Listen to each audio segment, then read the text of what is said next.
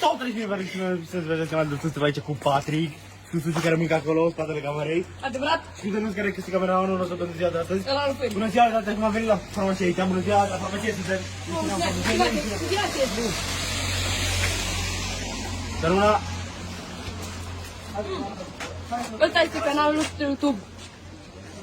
Campionii, niște probleme tehnice. Haideți să vă revenim.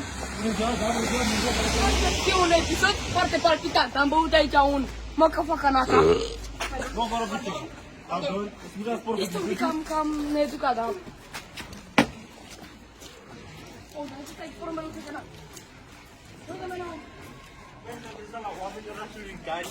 Întrebări de 1000 de puncte.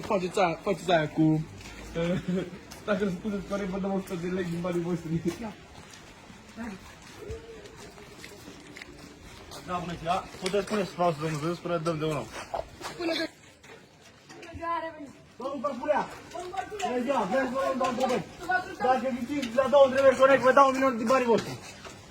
Prima întrebare. Câte plăi de prea are și una help în casă? A. O faianță.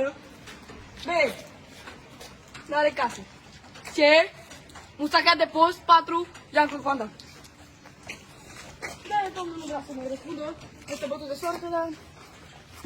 Domnișoara, vă rog frumos. Este o domnișoară, Parpulea. Ah, să mă gândesc. Deci, Haideți, ținem. o să continuăm. Haideți să ținem.